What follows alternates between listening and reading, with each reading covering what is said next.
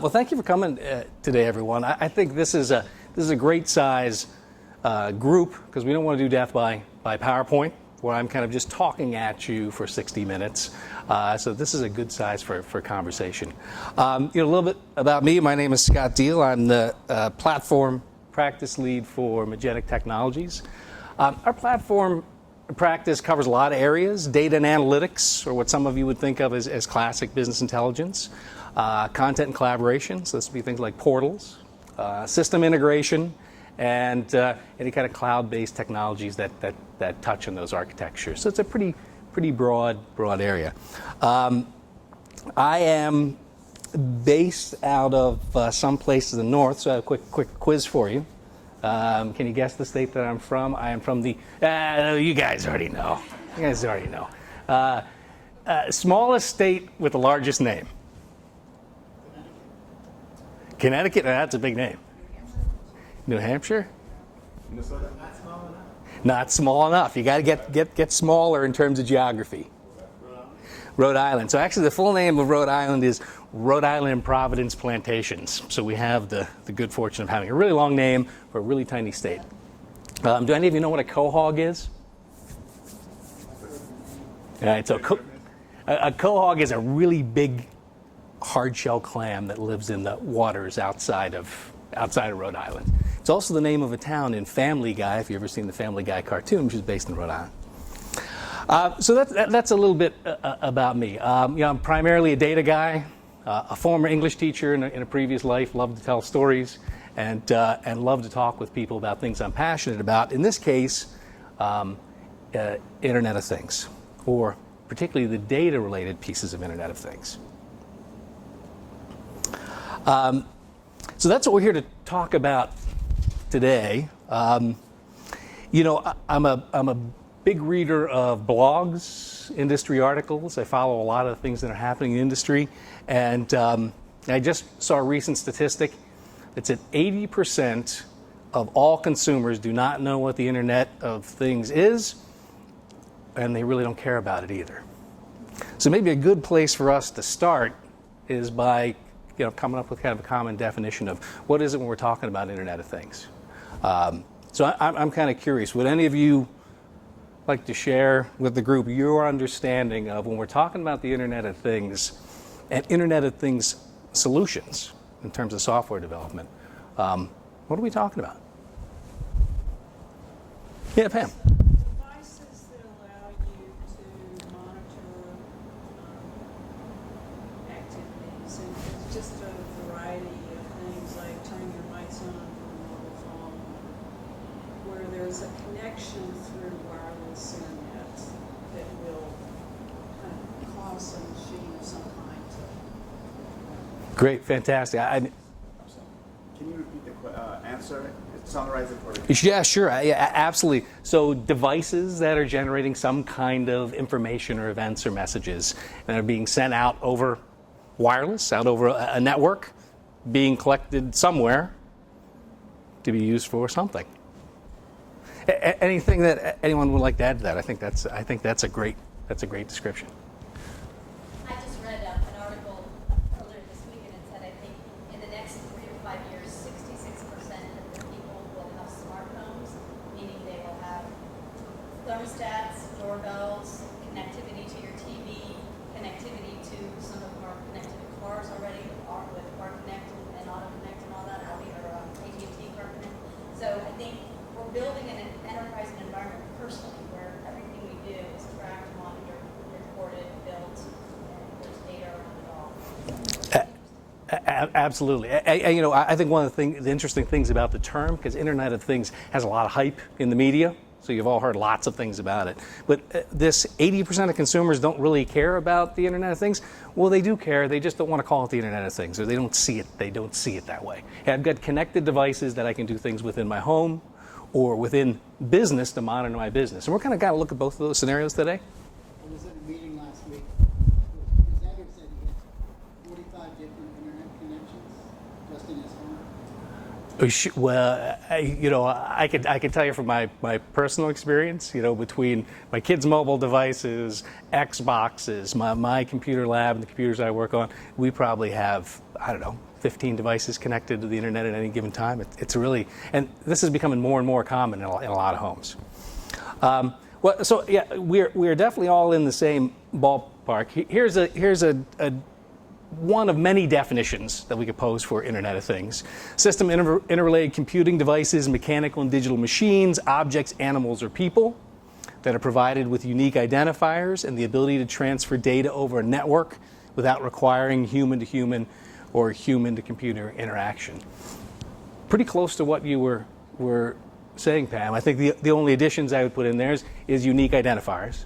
We'll be able to uniquely identify a device or a person or an animal or an object. And this requiring no human-to-human interaction. Part of Internet of Things is no one's pushing a button. This information is just being generated and then analyzed and reported on. So autonomous transfer is a big piece of it. Now, the title for today's talk is Internet of Things, Old Dog, New Tricks, because some of the things, try to avoid using that word things, but it's so hard. Some of the things about the Internet of Things are quite old, and we've been doing this for a long time. A couple examples. Unattended collection of data from multiple devices at high volumes or high rates of speed. We've been doing that in the software industry and the IT industry for a long time. Storing this data for later analysis and immediate alerts, reporting on the data to make operations and strategic decisions. This is not anything new. Collect the data, store it, report on it. We've been doing this for a long time, and as an industry, we know how to do it. Manufacturing and retail organizations have been doing this for decades. So that's the old dog part. It's not really that new, except for some additions. So these are the new tricks. I shamelessly included a picture of my dog, Lexi. She was cute when she was younger. Now she's 4 years old. She's a little bigger, very beautiful, not very bright. So that the new tricks. This is what's part of the Internet of Things. Data collection over public infrastructure. More and more common that we're moving things over the internet. We have a plethora of new computing devices, sensors, mobile phones. We're working with a client right now. Their laptops generate telemetry data, information about how the laptop's performing, what it's doing, are its components working well, those kind of things. You might be familiar with this company. It's got a 4-letter name, and you see it around a lot on laptops and things like that. Lots and lots of different sensors sending out data about what's happening. Microsoft Band, Samsung Gear, watches that talk about our health. New cloud-based services for storing and analyzing and visualizing data. That's a good bit of what we're going to talk about today.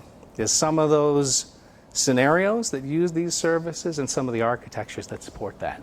And then this really makes possible things that were very difficult to do previously. We could do them, but it took a lot of work, and suddenly it's a lot easier. So this is part of what's behind the growth of it and the hype of Internet of Things.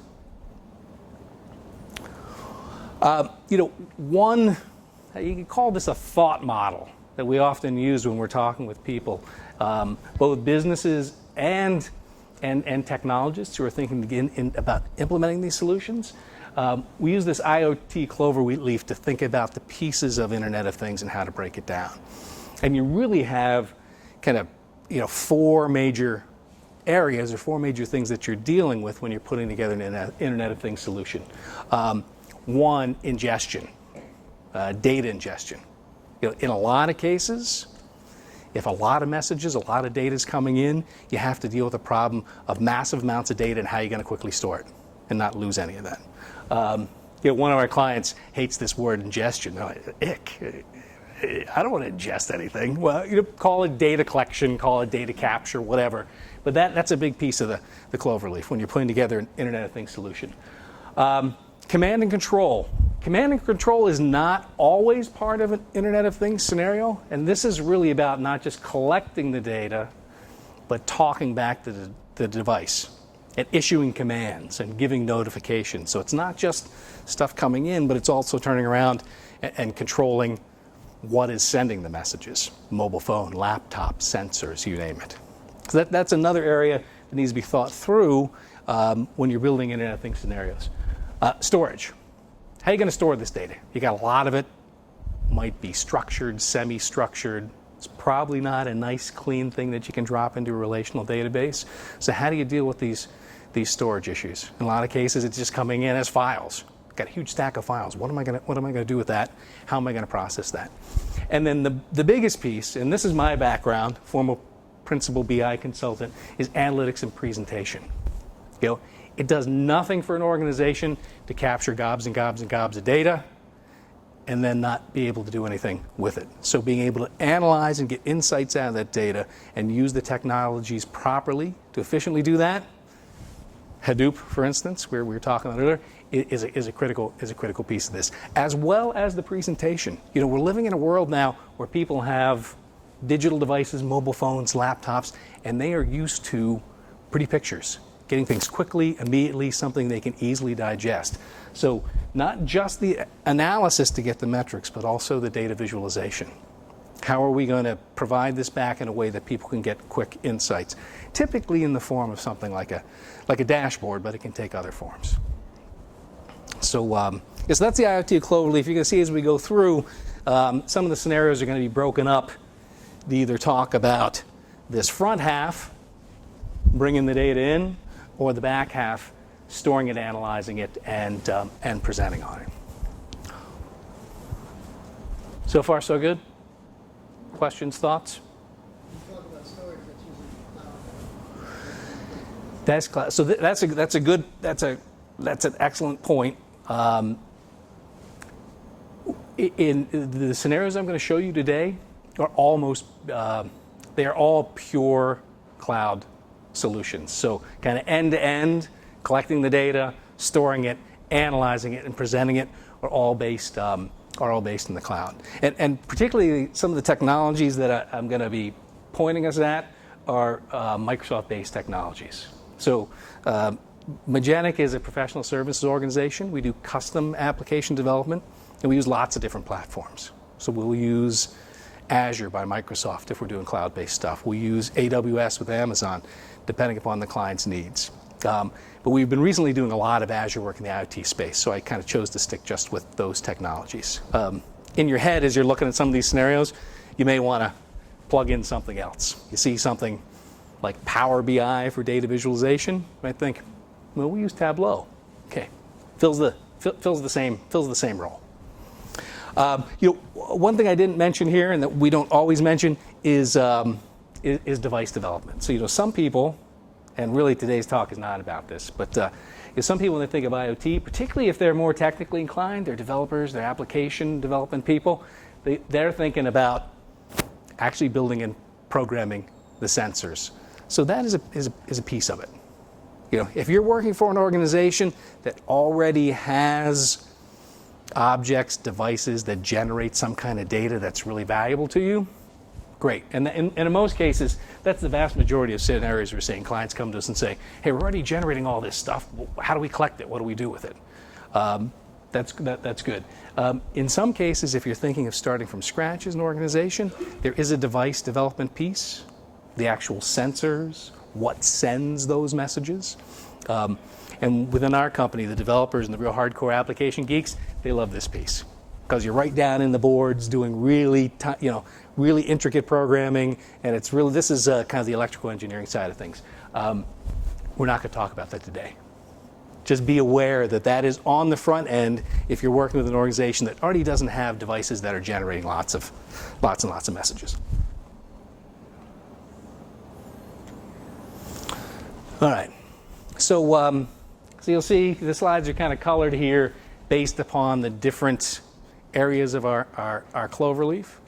So I'm going to start with the data ingestion piece.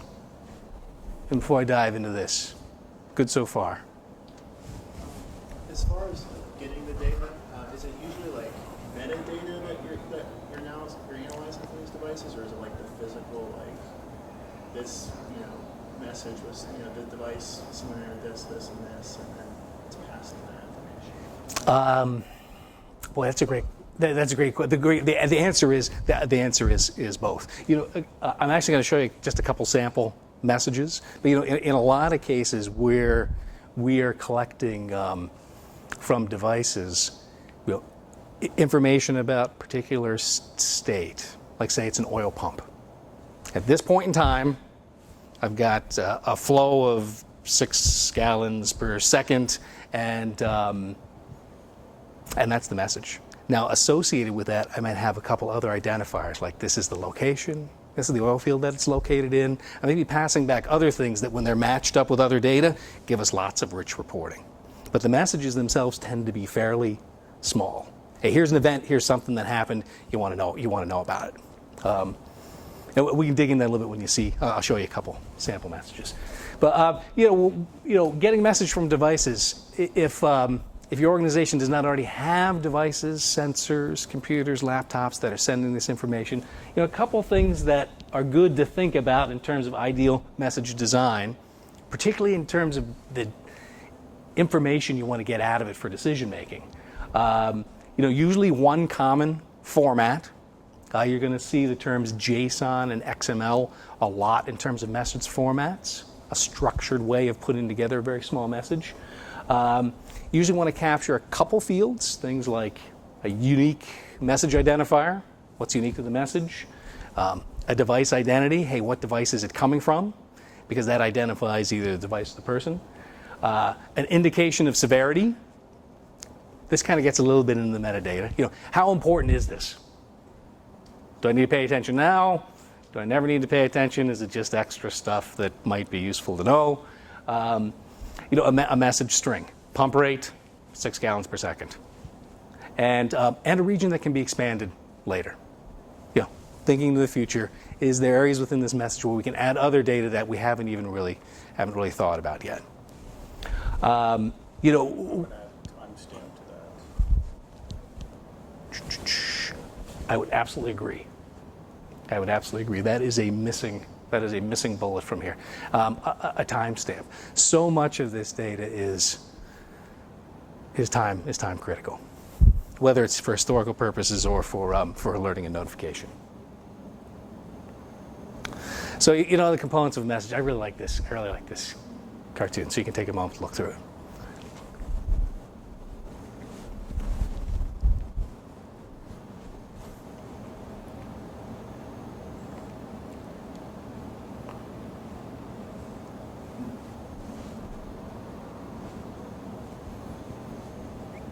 Some people really appreciate Dilbert.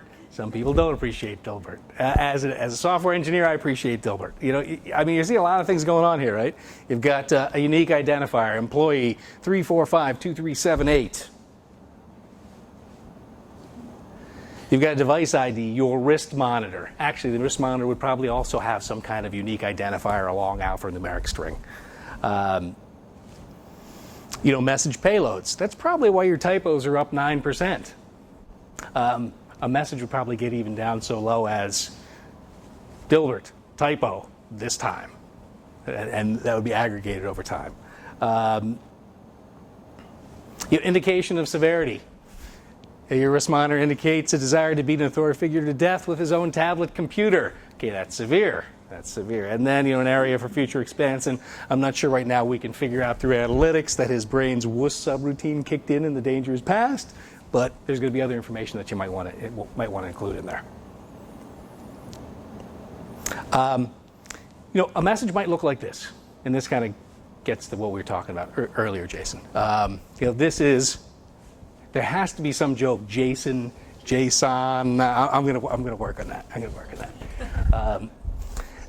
And you can see some of the things that we mentioned in the earlier slide. A version of the message. Some kind of a unique identifier. Here's the timestamp that Tyler was talking about. Some information that's in the message. Hey, pump rate, gallons per hour, message value. And then these are the things, location ID, equipment kind, that are really interesting, because that's what ties the message back to other stuff that we care about.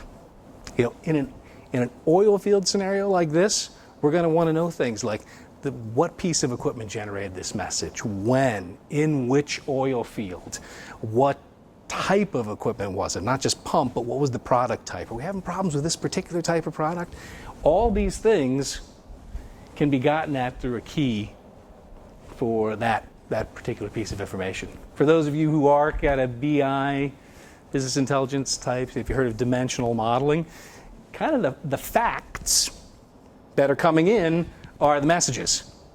And all of this other pieces of information, maybe that's metadata, but it's really keys into dimensions.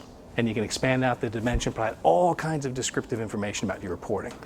So that's one place where classic business intelligence, on-premise star schema stuff, really touches on what we're doing with Internet of Things. So you're not doing anything with relationships right now, you're just bringing in raw data, and that's the game's land. Correct. And one thing you'll see that we commonly do, you'll see in one of the scenarios here, is that the relationships and all of that dimensional data, the descriptive data, the labels, the stuff that makes it really powerful that you aggregate on, we'll put those in a relational database.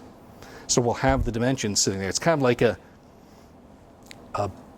star schema database without any fact tables. And the facts coming in that we're processing through something like Hadoop get linked up through these keys. But you need some kind of linkage in the message in the message itself. That's JSON. I'm going to work on that joke. If you figure one out, Jason, let me know. I can use that next time, because I'm sure I'll have Jason. It could be, again, any structured format. XML is another good example. Contains the same kind of data, but just in different tags. So some kind of structured format, but I would still call this semi-structured, because you're not dumping this directly into a nice, clean relational table without a little work first to kind of get there. All right, so that was a little bit on the ingestion piece. Before I jump here into command and control, any other further thoughts or questions about that, about messages, message generation? We're going to look at how we collect those messages in one or two of the scenarios here. All right, command and control. This is all about sending information back to the devices. Hey, we figured out something on the analytics side. Your baby right now is passing the geofence and hanging out the window of the house. Go do something. Right? That's alert sent back to the parent's phone. Run to the window now. That's actually a real-world scenario. We're going to look at it in a minute. The same kind of considerations for inbound message design apply. They should be simple. They should contain some identifiers. They should be very small so they can move quickly over the network. One important thing when you have a command and control piece as part of a solution where you're thinking of sending messages back is you have to really look very, very, very, very closely at the security aspects of that solution. Because now you're actually going back and you're not getting reporting from the things. You're telling the things, go do something. And that has potentially very big ramifications in terms of a solution. If we go with that oil field scenario, if you think of a pump that is pumping at a certain rate, nefarious actor comes in and says, you're pumping a little slow, let's triple that. So that pump actually kicks up its rate and burns out or breaks. So this piece, command and control, speaking back to the device, requires a really, really hard security look. Not that all the pieces don't, but in particular, if you're controlling devices, they can have a real-world impact that goes beyond the immediate real-world impact that goes beyond the data. All right. This is a little glib, but the uniqueness of IoT architectures stops here. So on the front end side, ingesting data from devices, very much an Internet of Things scenario. Command and control, controlling devices and sensors, very much an Internet of Things. Once we get on the back side, storage, analysis, reporting, we're going to do that anyway. We're going to do that in big data scenarios. We're going to do that in data warehousing scenarios. We're going to do that in reporting scenarios. There's nothing particularly unique to IoT about the back half. The front half, massive amounts of messages coming in, dealing with that data ingestion, controlling devices. That's the IoT piece. The back end stuff is really just reporting. Maybe complex reporting, but reporting. All right, I've been talking a lot. I wish the food had arrived. Questions, thoughts, comments? So far, so good. Okay, Al gives me a thumbs up. That's great. I like the thumbs up. So when you're thinking about the cloverleaf, we talked about ingestion, we talked about command and control. The third area we're looking at is storage. And in most Internet of Things scenarios, you've got different choices than you would in a typical reporting solution. We're not talking necessarily relational databases, because what we have coming in might be, in fact, in all likelihood, is files. Each message from each device, from each sensor, is a file. And if we've got millions of these things coming in, storing them in a relational database, we've got to break them apart, insert, stick them into a schema, can be a very slow process. And the database is not going to be able to keep up with the amount of data that's coming in. So we have some different options for the storage. And as I mentioned, I was going to talk about specific Microsoft technologies. You could replace these with technologies that exist on Amazon Web Services, on other vendor platforms. I'm just using the services we use on Azure as an example. So typically we are storing raw messages in Azure Blob Storage. Take off the Azure and just use the Blob piece. Putting files in there. No schema, just get it all collected.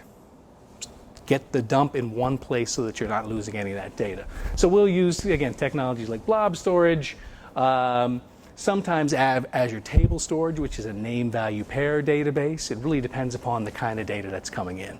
But thinking about how am I going to get through this ingestion piece and get it stored and captured before we do any analytics. That's the first piece. Don't lose anything. As with any kind of storage approach, database approach, you need to think about your security. Are you encrypting that data?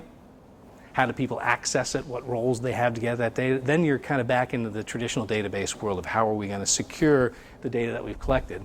And one thing that needs to be seriously considered on cloud platforms is the cost. Are we all familiar with how kind of cloud pricing works? The whole subscription-based thing, you're paying for a particular service. Most non-schema-based blob storage kind of services are cheap. They're really inexpensive to store a lot of data, as opposed to something like Azure SQL. When you spin up that relational database, that's orders of magnitude more expensive. Now, it's not, $2 an hour, $3 an hour. You look at the raw number and it doesn't seem like it's that big. But over time, that really starts to add up. And if you're collecting terabytes, multiple terabytes of data, that storage cost can scale really fast. So it's important when you're designing a storage side of the solution, in addition to having kind of schemeless storage where you can quickly get the data in, also looking at what's it going to cost for me to get that initial collection. Al, you had a question. Oh, no, when you said cheap, I didn't know what cheap was. So you said $2 now. Cheap is pennies for thousands of messages, where not so cheap would be $1 or $2 for thousands of messages. Again, it does not look like it adds much up over time, but it really does. It really does. A lot of the subscription cost is based upon the amount of storage you're filling up. And if you're in a scenario where you plan to fill up a lot of storage, terabytes, or some of our customers petabytes, silly amounts of information, then you want to be looking at what's the cost of the particular storage option. In something like Azure, Blob Storage is cheap. Table storage, a little bit more pricey. Relational storage, even that much more pricey. A new technology that's come out by Microsoft called Azure Data Lake. The Azure Data Lake store that is underneath that technology is silly cheap. You couldn't get any less expensive data storage. And some of the other interesting things about that data lake is that they claim that it's limitless storage. You can put whatever you want on it. Terabytes, exabytes, you name it. We'll scale it as far as you want to go. And they'll also claim that the files you put on it have no limit. So you could put down a little 1K message file. You could put down a 1 terabyte video file. Doesn't matter. So that's their claim. So that's the lake piece. Hey, dump it in, let God sort it out later, which is kind of the approach a lot of companies are taking. So that So what about the performance analysis piece of that? You know, I mean, when you're dealing with 1 kilobyte messages versus terabyte messages, and a lot of these services charge for outbound networks. Yes. So that goes in the cost as well. Absolutely. Well, so when you're looking at doing analysis over top of this data, the real expense is in the compute, right? The storage is cheap. The compute, spinning up all the processors and nodes and things required to churn across that data, is expensive. So that's what you want to keep down to a minimum. I can't really answer for you what's the scale when you're processing terabyte-sized files, because that's the promise of Data Lake. I haven't been doing that. We are mostly processing reasonably sized files. And by reasonably sized, I mean either small K messages, a couple megabyte files, those kind of things. It is not a fast process. For those of you who've been working in this area, you may get it. But there's a lot of promise, a lot of hype in marketing of, hey, spin up Hadoop and you're going to get fast results. You're not necessarily going to get fast results. The promise is that you're going to get any results at all. You've got 1 million messages out there. You've got to put those files together, parse through them, and come up with something that makes sense and that's valuable. That takes time. It takes a lot of compute power. And so people will spin up Hadoop and run analysis on some files, and they're expecting kind of sub-second response times. Hey, I tuned up my relational database. I should have this back in a second. Does not necessarily work that way. It's got to do a lot of thinking to put those things together. And you get back results, but they're batch-based results. You're not going to get them back immediately. Sometimes it takes some time. The more files, the longer that window. And then this, for those of us who have worked in the BI space, we all know this is the most important piece.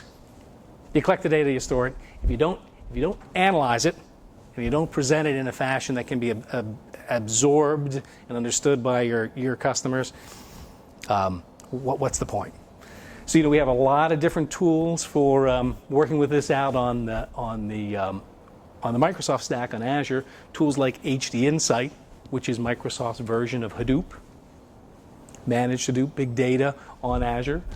We've got Azure Machine Learning, which is a predictive analytics engine, brings in some data and spits some predictions out the backside. This is really the data science piece for those of you that are familiar with data science.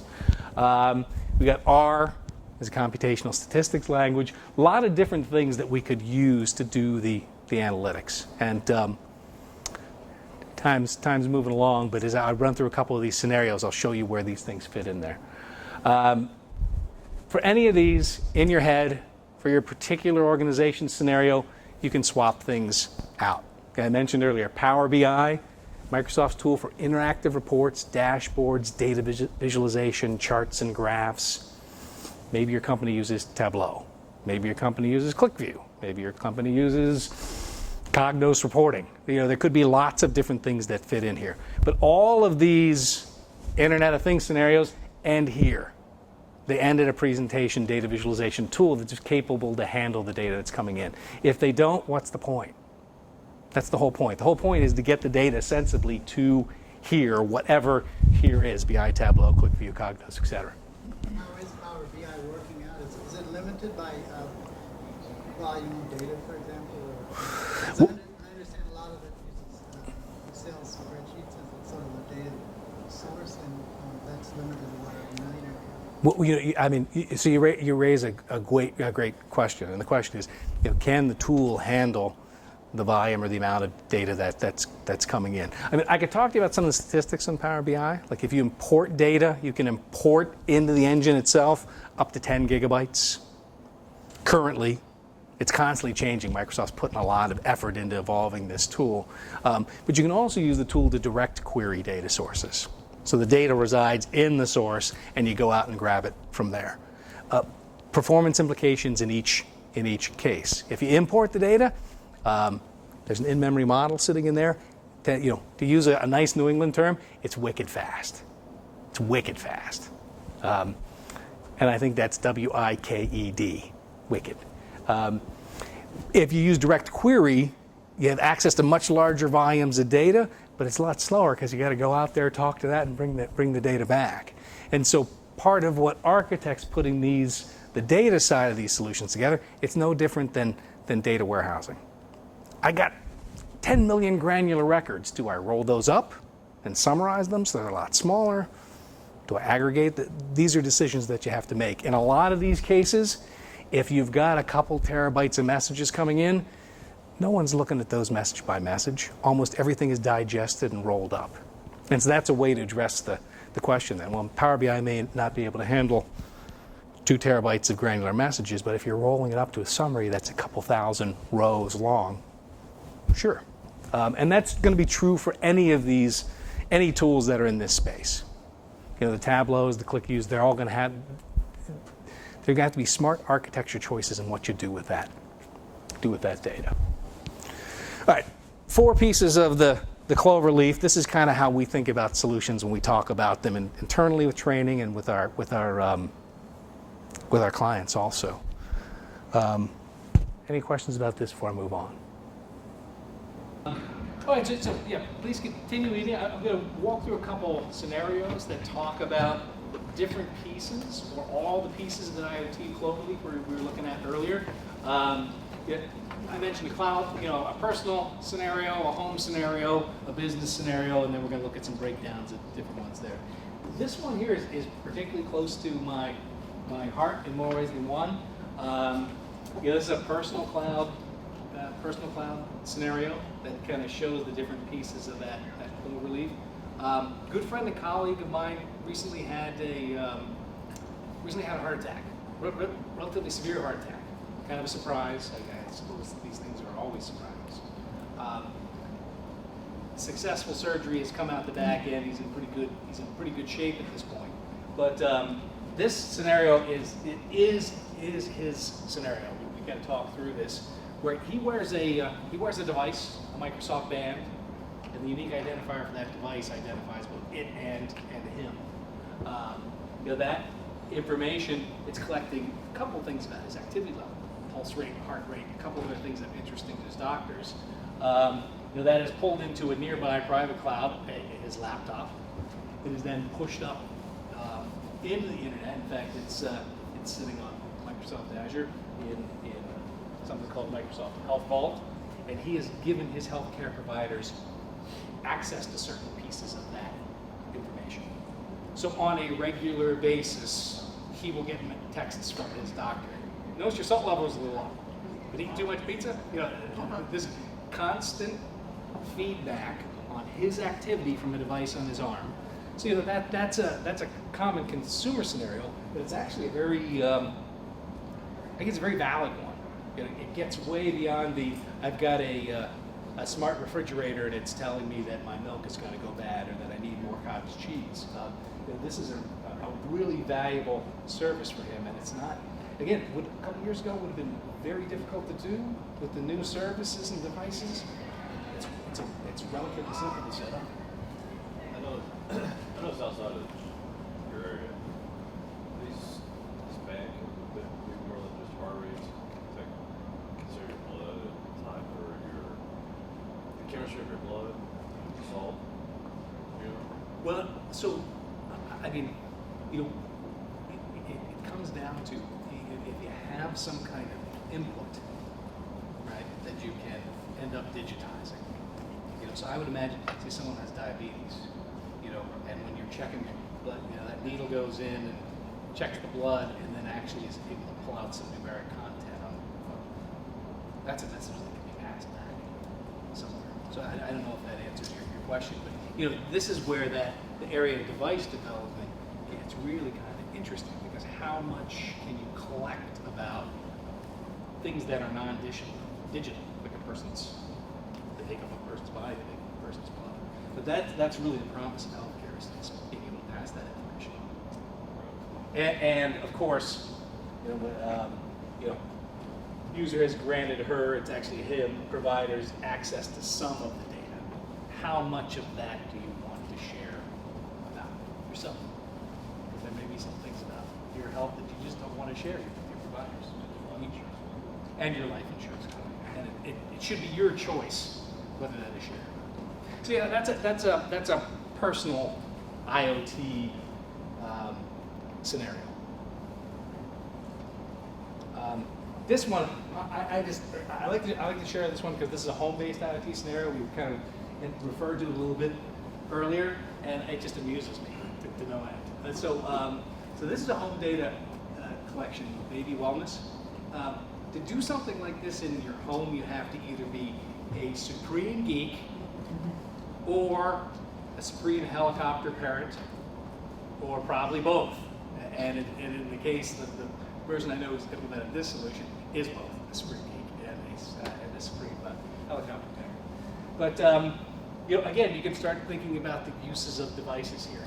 You've got an attached monitor in the baby that's recording things like temperature, heart rate, activity rate. It's also checking the baby's position against a geofence. Are you familiar with what a geofence is? Geofence is a virtual fence. It's the idea that using GPS coordinates, you can fence off or mark off a particular area. So we could create with GPS coordinates a geofence around this room, and then we would know when someone left the room, hey, they went outside the geofence or they came back. So it's a virtual way of mapping out a physical boundary in the world, and then you can tell things about like who's in the room, what are they doing, how close are they to walls. I was going to say, I was at Disney last year. They give you those bracelets that you use to your door, you spend your money with it, you keep it with your kids. It's crazy. That's one bracelet. That's right, and they're tracking all kinds of things about you. Where are you in the park, and what time are you in the park doing that? How many times you went back to the same place? All this kind of information. So yeah, exactly. So in this scenario, tracking the baby against the geofence, too close to the wall, too close to the heater, did he or she get out the window, and then you can collect information about food and movement around the room. This is sent back to the intelligent system. This is the piece that I wanted to start pointing a little bit out to. But once you have that data, that can be pushed up to the cloud through something that would be called an IoT hub or an event hub. So in Microsoft parlance, you kind of have two technologies there. The event hub is just a way of collecting a lot of information very fast. You can think of it as endpoint of the internet, a URL, and it can scale and scale and scale out. So it can take a couple messages at a time, it can take hundreds of thousands of messages, it can take millions and millions of messages per second, depending upon the scale you need. In the Microsoft parlance, the difference between an IoT hub on Azure and an event hub on Azure is that the event hub is just taking stuff in. The IoT hub has command and control abilities, remember that part of the cloverleaf, that allows you to talk back to the device. So in this case, some analysis could be done on the baby's feeding and movement habits, and then alerts and messages could be sent back to the parent's phone saying, hey, baby's hanging out the window right now, for instance. This is probably ask an intelligent question. I think this is electronic engineers. The word interference comes up when I look at something like that. I drive for Uber, and I noticed that the narratives, the directions, GPS directions down in the airport, especially with all turns. Oh sure. Well, that's the same problem we're going to have with a lot of technologies, right? I mean, for a long time we dealt with transmission and interference things, whether it's Wi-Fi or cellular or Well, I can remember when I started in the industry, if we ran our network wires through the ceiling and put them too close to the fluorescent lights, our network wouldn't work in certain sections because of interference from that. So yeah, there are definitely issues to be considered here. And you have a lot of different technologies working together in concert. This is one of the interesting things about, I find as a technologist about IoT, is that no one scenario is exactly the same. You know, these are sets of composable services. So as an architect, you say, here's the business problem. I understand exactly what my client, my customer wants to do. Here are the problems. What are the services that I can string together? Inputs and outputs. What can I string together to provide that solution? And right now, you know, again, coming from what we do at Magenic, we're custom solution providers, so we're really kind of building up the pieces to make that solution happen. Would you, since like data moves to this in like batches, right? Like it goes from collection to ultimate reporting. Would you say it's more used for trending, like things like their movements long term, or is it like real time, something like real time analysis? Well, that's a great question, and it's something I should have pointed out. Here. You know, almost all business-based IoT solutions, and in this case, it's the same here. Also, have two paths. They have the batch-based, you can think for historical analysis, and then they have a real-time streaming solution that's providing alerts. What I didn't point out on here is, the messages are coming up about baby. They're not being batched off, because if you want to learn something quick, like, well, she's crawled out of the geofence and is going down the stairs, you want to learn. So that's this Azure Stream Analytics. So both batch or real time. Batch or real time. And if you're interested in this kind of thing, if you go to Wikipedia and look up Lambda architecture, Lambda, that's this idea of both a batch and a real-time stream process occurring at the same time, where the real-time streaming is alerts, notifications, and the batch is more historical analysis, progress over time, because you could wait. These are the questions that we ask our customers. Oh, we need everything in the next 2 minutes. Data latency is really important. It's like, yeah, but seriously, do you really need it? Because that can be expensive. And do you really need that kind of alerting? So some things are better suited for batch. Hey, we can wait a day, or we can wait a half a day, or we can wait a week, because this is longer strategic historical length. Some things we need to know about immediately. And a technology like this, again, other vendors offer other kinds of solutions. Azure Stream Analytics is really an input, a query, and a set of outputs. I say my input is I'm going to hook up to my IoT hub. I got a bunch of messages coming in. I'm going to provide it with a query. Roll this up. Show me high severity alerts. Show me only when baby goes outside of geofence alerts, whatever it is.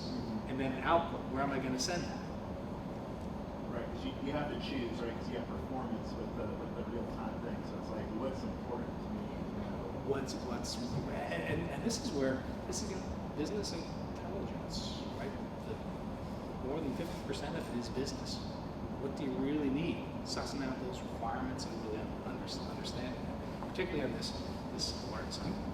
You could then take, in this example, we actually have the stream dropping into Azure SQL. So you could then store your stream in a database. But in a lot of cases, it's like dipping into the river as it goes past. You grab a piece, and then it's just gone. You don't really need to store it, because the whole point of dipping in that stream is what's happening now to support right now. And those are almost always both parts of an IoT business solution. The stream of important things I need to know at this moment, and the historical stuff I'm going to aggregate later. You explain that geofence boundary. Is that something set up beforehand, or is it,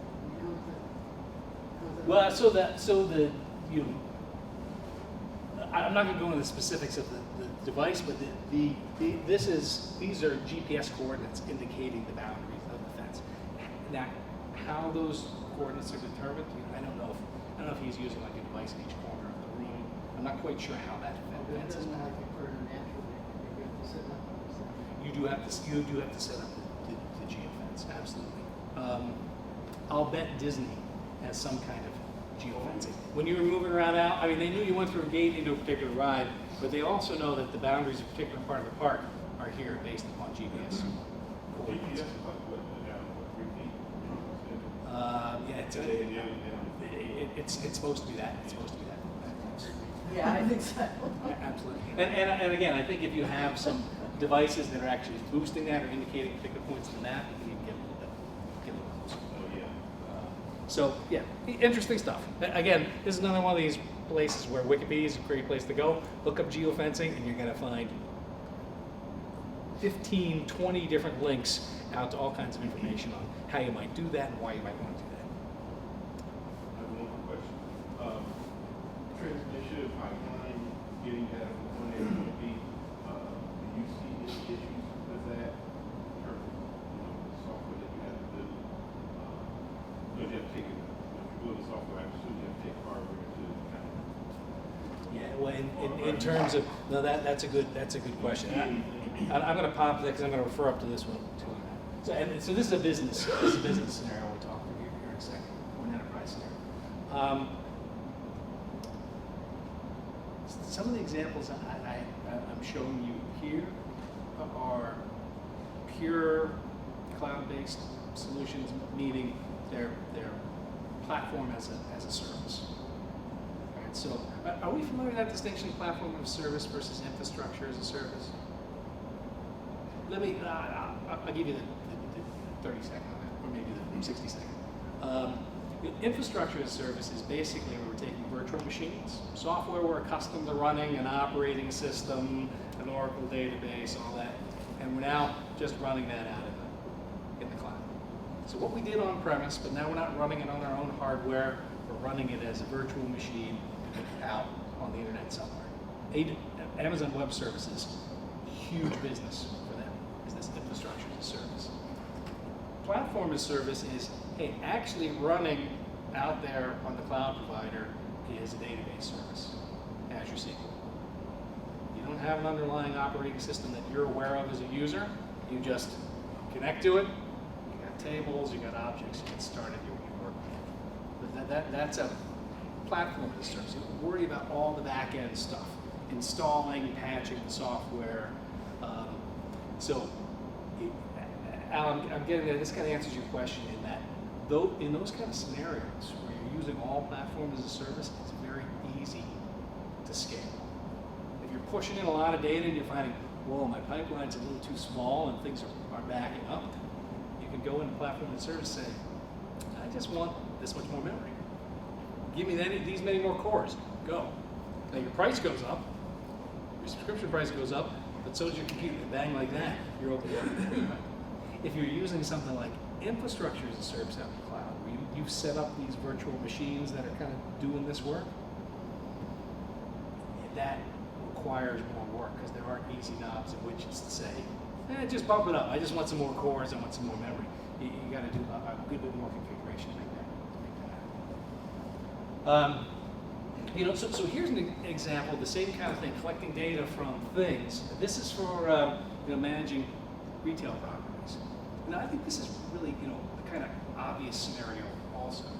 When you think you're managing particular things out on properties, like an elevator, like a broken elevator, or broken windows, or whatever it may be, where you have to send out teams of workers to do work. So, in this case, if those properties, if those buildings had sensors that provide messages and data, hey, the building is locked, the building isn't locked. Hey, the elevator has been going up and down, but 10% more slowly than it has in the past month. Right? You're getting some information about that physical thing that allows you to make business decisions. Hey, I got to send out a work team to look at that. Well, the command and control piece. Well, my work team got out there and they can't get into the building, unlocked building. So that, this is more of a business focused scenario that makes operations and managed properties much more efficient. Another perfectly valid IoT scenario and well within the realm of technologies we have available today. In fact, there are a number of these kinds of solutions already existing or in development in the market. Again, using the same kind of technology, sending messages in, an IoT hub to handle the massive data ingestion, because if you're a really big managed retail, managed property firm, you might have a lot of messages coming in a given day. This piece, Azure Machine Learning, that's doing the predictive analytics. That's the data science piece where you look at all this data coming in and saying, boy, with all this information I have in my elevators, one of the results here could be this elevator is failing. And it's machine learning that's doing that piece. That's looking through the data, running a model, and predicting, hey, when I see these sets of results in the data, that usually means that this elevator is about ready to go kaput. That's the piece that you bring in here. And I mentioned this as earlier I said, putting together these solutions are composable services as an architect.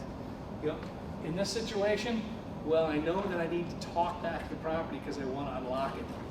Right? Well, then I'm probably using an IoT hub rather than an event hub. Event hub one way, I'm just reading stuff. IoT, I'm talking back. I know that from the data I need to predict and figure out whether my elevators are going bad or not. I'm going to need to use machine learning as some piece of this to do that predictive analytics. And that's where the architects are really looking at the business requirements and understanding, okay, what are all the pieces that kind of stick together to make this work.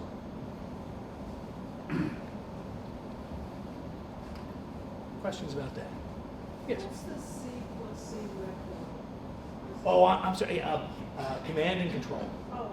So that would be in this scenario, you've got operators sitting there, right? And more than just a dashboard, they're also going to need some way to send commands back. Ops team out at property 123 Green Street, unlock door. And that's, in a command control scenario, what you're usually ending with an application because it's got to do something, as opposed to a reporting scenario where the endpoint is a dashboard or an alert message. Go look at the baby now, or oil pump ready to explode, tank almost at capacity. That just popping messages. You can have a command and control scenario there too. Dispatch team, contact oil worker in trailer, go to pump 5 now. That kind of thing. That's an application where they can interact back and forth. I have a bunch of other slides and scenarios, but we are getting to the end of our time here. They asked me to kind of time things up around 15 after, and I think Mr. Hasty from Magenic has a few words. Is that true at the end? Sure. Okay, great. So before I pull Jim up here, questions, thoughts? Yes, sir. And actually, I haven't heard from you yet. Okay. Well, these presentations are the available, so we can distribute it to folks. Absolutely. Absolutely. So, how does security overall play a picture in IoT as a whole? Do we have any concerns, or how does Microsoft or Azure? How does security play a piece? Well, so, boy, that's a big discussion. That's a big discussion. But some general comments.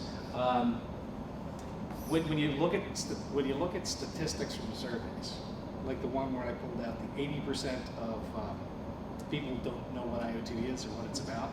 Those same surveys will have things like, and 70% of all users of IoT don't trust that the internet's secure. I'm like, well, it's 20. Only 2 out of 10 people actually know what IoT is, but 80% don't trust. It's kind of hard to figure that piece out.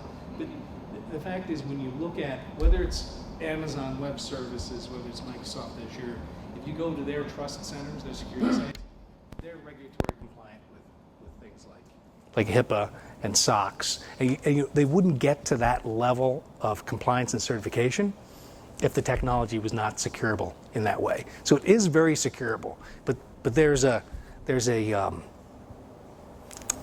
in certain industries, it's very hard to move your data from off-premise where you can touch the machines and move it out into the cloud. Particularly where there's a huge business impact if that data is compromised. So, finance, we're seeing finance having a hard time kind of push data out in the cloud because they want to hold it a little closer.